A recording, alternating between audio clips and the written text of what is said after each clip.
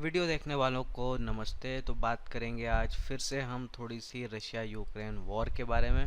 तो ये युद्ध जो है चल रहा है, ये हम सब जानते हैं, और इस युद्ध के कारण जो है तेल के दाम जो है बहुत ज़्यादा दुनिया भर में बढ़ गए हैं। तो आज के समय जो है $120 पर जो है क्रूड का भाव जो है पहुंचा जा रहा है, जो कि इस युद्ध के पहले तक जो है वो 65-70 हुआ करता था। तो बहुत महंगाई जो है इसके कारण हो रही है। हमारे देश में भी जो है हम ये फील कर रहे हैं, पेट्रोल डीजल के भाव बहुत बढ़े हुए हैं। लेकिन इस सब के बीच जो है मुकेश अंबानी जो है बहुत बड़ा पैसा कमा रहे हैं इस सारे घटनाक्रम से। कैसे कमा रहे हैं हम उसको समझते हैं। तो कुछ दिन पहले जो है मुकेश अंबानी, उनकी जो रिफाइनरी है, जो इंडस्ट्री है, वहाँ पे एक रूटीन जो है वो मेंटेनेंस के लिए शट डाउन किया जाता है साल में एक दो बार। वो जो है उन्होंने नहीं किया, उसको डिले कर दिया, और डिले करने के पीछे जो है कोई विशेष कारण नहीं दिया गया। तो 21 दिन के लिए उनको जो है उस अपनी रिफाइनरी को बंद करना था, लेकिन उसको उन्होंने डिले कर दिया कि अब अभी नहीं कर रहे हैं, सितंबर में कर रहे हैं। डेट पे ज़रा गौर कीजिए, ये फरवरी में उन्होंने जो है बंद किया था, जब जो है ये लड़ाई जो है वो स्टार्ट हुई थी। फिर अगर हम देखें यहाँ पे एक और चीज़, कि रिलायंस इंडस्ट्रीज़ जो है वो यूरोप को डीजल सप्लाई कर रही है। ये इंटरेस्टिंग बात है। तो यहाँ पे देखिए, डी रिलायंस जो है वो दुनिया की सबसे बड़ी ऑयल रिफाइनरिंग कंपनी है। तो रिलायंस जो है वो क्रूड ऑयल खरीदती है, उस क्रूड ऑयल को रिफाइन करती है, उससे पेट्रोल डीजल बना के बेचती है। और ऐसा करने वाली ये दुनिया की सबसे बड़ी कंपनी है। वर्ल्ड की सबसे हाईएस्ट कैपेसिटी जो है रिलायंस के पास है ऑयल रिफाइन करने।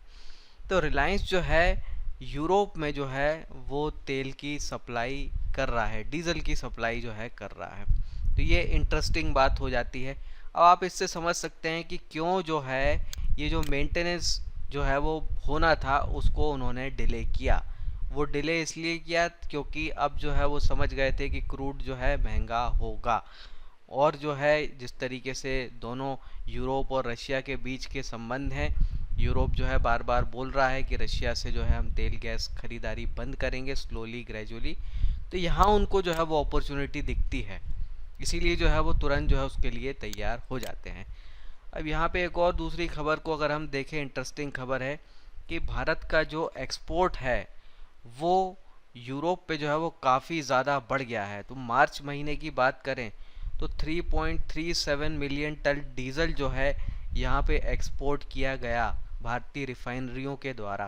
अब भारतीय रिफाइनरीज, यहाँ रिलायंस का नाम तो नहीं लिखा है, पर हम क्लियरली समझ सकते हैं ये रिलायंस ही है, क्योंकि एक्सेस कैपेसिटी जो है उसी के पास है। और ओएमसी की बात करें, दूसरी कंपनीज की बात करें, उनके पास जो है इतनी कैपेसिटी नहीं है कि जो है वो एक्सपोर्ट करने की स्थिति में हों। अब एक और इंटरेस्टिंग बात जो है ये है कि हम जो है बड़ा ही डिस्काउंट में जो है ये तेल खरीद रहे हैं यहाँ पे। तो अब जो हमारा रशिया के साथ जो तेल खरीदारी है वो मल्टीप्लाई हो चुकी है। तो पहले जहाँ 3-4 मिलियन बैरल जो है हम खरीदते थे, अब 24 मिलियन जो है हमने ख़रीद लिया है, और 28 मिलियन जो है ख़रीदने जा रहे हैं। तो अभी क्रूड का भाव 120-121 पहुँच रहा है। और मज़े की बात यह है कि हम जो है $35 के डिस्काउंट पर जो है वो तेल ले रहे हैं, $35 के डिस्काउंट पर। तो बाकी दुनिया, अमेरिका हो, यूरोप हो, बाकी सारे देश जो है वो महंगा तेल खरीद रहे हैं, पर हम जो है सस्ता खरीद रहे हैं। पर सस्ता खरीदने का मतलब ये नहीं हो जाता कि हमारे देश में बहुत सस्ता होगा पेट्रोल डीजल, क्योंकि हम कुछ पोर्शन ही रशिया से सस्ता खरीद रहे हैं, पूरा का पूरा नहीं खरीद रहे हैं। तो यही एक बड़ा रीज़न है कि पेट्रोल डीजल के दामों में जो बढ़ोतरी हमारे देश में हुई है वो बाकी दुनिया के मुकाबले सबसे कम है। श्रीलंका में आज पेट्रोल 400 रुपये पर है, पाकिस्तान में जो है वो 200 रुपये पर हुआ जा रहा है। अमेरिका, यूरोप, ब्रिटेन की भी बात करें तो वहाँ पे 60-70-80% तक जो है वो पेट्रोल डीजल के भाव बढ़ गए हैं। भारत में अगर हम बात करें तो यहाँ जो बढ़ोतरी हुई है वो 30-35% की हुई है।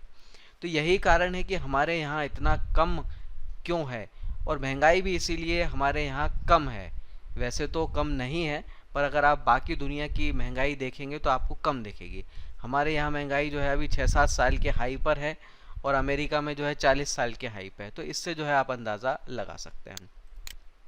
अब एक और अच्छी बात यह है कि अमेरिका हो, ब्रिटेन हो, यूरोप के कई सारे देशों के विदेश मंत्री आए, बड़े बड़े फ़ोन आए राष्ट्रपति प्रधानमंत्री के, उन्होंने दबाव हम पर डाला कि रशिया के साथ तेल ना खरीदें। लेकिन इन सारे दबाव के बाद भी हम जो है झुके नहीं। तो ये बहुत बड़ी बात हो जाती है अपने आप में। न्यूयॉर्क टाइम्स जो कि अमेरिका का एक अखबार है, जो लिख रहा है कि इतने ज़्यादा डिप्लोमेटिक प्रेशर देने के बाद भी भारत ने रशिया के साथ तेल खरीदारी बंद नहीं की, न कम की, उल्टा जो है वो बढ़ा और ली है, मल्टीप्लाई और कर ली है। तो ये क्लियरली बता रहा है कि दुनिया भर के जो यूरोप और अमेरिका का दबाव जो हम पे डाला गया था, मोदी जो है उसके आगे झुके नहीं। तो ये एक बहुत स्पेशल बात हो जाती है, अच्छी बात हो जाती है। अब यहाँ एक और इंटरेस्टिंग सी बात हम देख सकते हैं कि कहने को तो यूरोप कह रहा है कि हम रशिया के साथ जो है तेल नहीं खरीदेंगे, गैस नहीं खरीदेंगे, साल के एंड तक जो है वो हम पूरी तरीके से बंद कर देंगे, ग्रेजुअली कम करते जा रहे हैं। पर क्या सही में ये हो रहा है? तो आप देखिए, रशिया और यूरोप के बीच जो डायरेक्ट ट्रेड है वो ज़रूर कम हो रहा है, पर इनडायरेक्टली तो बढ़ रहा है ना। अब खेल क्या चल रहा है कि रशिया यूरोप को अब सीधा नहीं बेच रहा है, रशिया बेच रहा है भारत को रिलायंस उसको खरीद रहा है, रिफाइन कर रहा है, और इसको जो है कहाँ एक्सपोर्ट कर रहा है, वो यूरोप में एक्सपोर्ट कर रहा है। तो अल्टीमेटली जा तो वही रहा है घूम फिर के। तो इस घूम फिर के पहुंचाने का फ़ायदा ये हो सकता है कि यूरोप ये कह सकता है कि हमने रशिया से तेल लेना बंद कर दिया है, तो ये कहने को वो कह सकते हैं। अमेरिका भी जो कहने को जो है ये कह सकता है, दिखा सकता है। पर असल में क्या हो रहा है कि ये तेल जो है इनडायरेक्टली वहाँ पहुँचा जा रहा है। अब प्रॉब्लम यह है कि रशिया से जो तेल लगातार खरीदते रहे हैं, तो हर देश के तेल में जो है कुछ अलग तरह की इम्प्योरिटीज़ होती हैं। दो तीन तरह के क्रूड ऑयल भी होते हैं, स्वीट क्रूड ऑयल होता है, WTI क्रूड होता है, ब्रेंट क्रूड होता है, इस तरह के दो तीन टाइप के क्रूड होते हैं। तो जो रिफाइनरी होती है, जो मशीनरी होती है, वो हर तरह के तेल को रिफाइन करने के लिए नहीं बनाई जाती, वो कुछ पर्टिकुलर तरह की होती है। तो यूरोप के देशों में जो रिफाइनरीज हैं वो रशिया के लिए ज़्यादा ऑप्टिमाइज्ड हैं, तो वो डिपेंड करते हैं इस पे। तो वो अगर ये पूरा सेटअप चेंज करेंगे तो बहुत बड़ा खर्चा करना पड़ेगा, लंबा टाइम लगेगा, तो वो नहीं कर सकते तुरंत।